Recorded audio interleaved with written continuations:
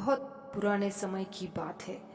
गंगा को स्वर्ग से धरती पर उतारने के लिए भगीरथ ने कड़ी तपस्या की। इस काम के लिए भगीरथ के पिता राजा दिलीप ने भी तप किया था, लेकिन उनकी मृत्यु हो गई। भगीरथ ने अथक तप किया, ब्रह्मा जी को प्रसन्न किया। ब्रह्मा जी प्रकट हुए, वरदान मांगने के लिए कहा। भगीरथ ने मांगा कि मेरे पूर्वज सगर के पुत्रों की मुक्ति के लिए स्वर्ग से देव नदी गंगा को धरती पर लाना चाहता हूँ। गंगा की धारा से मेरे उन पूर्वजों को मुक्ति मिलेगी, नया जीवन मिलेगा और मुझे भी एक पुत्र की प्राप्ति होगी।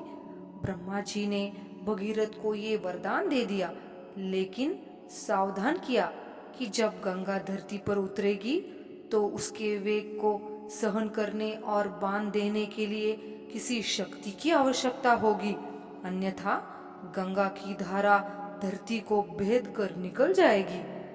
इतनी शक्ति महादेव शिव में ही है, तुम उन्हें इस काम के लिए प्रसन्न करो।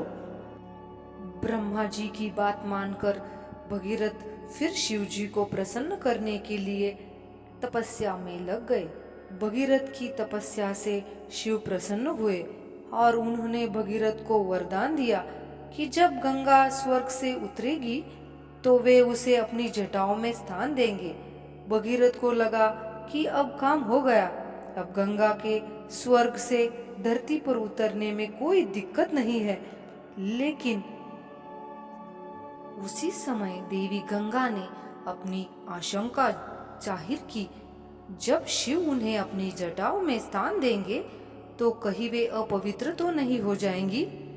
गंगा की इस बात से शिवजी को अपना अपमान दिखाई दिया। जब गंगा धरती पर उतरी और शिव ने उन्हें जटाओं में झेला तो फिर उन्हें वही रोक लिया, मतलब बांध लिया।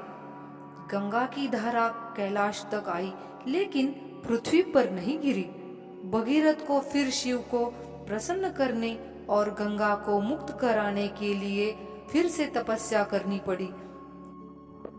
शिव भगीरथ से प्रसन्न हुए और उन्होंने गंगा को 7 धाराओं में बांट दिया।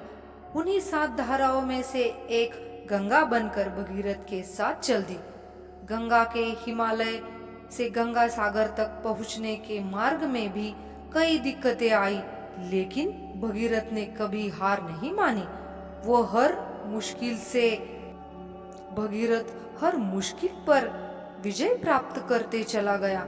उनकी ये लगन देखकर ही ब्रह्मा जी ने उन्हें वरदान दिया कि धरती पर गंगा का एक नाम भागीरथी भी होगा। गंगा भगीरथ की पुत्री के रूप में भी दुनिया में जानी जाएगी। इस कहानी से हमें ये सीख मिलती है, अगर बड़े काम करने हैं तो आप में हर मुश्किल का डटकर सामना करने और उनका समाधान करने की लगन होनी चाहिए। जो काम आसानी से पूरे हो जाते हैं, उनके परिणाम हमेशा संदिग्ध होते हैं।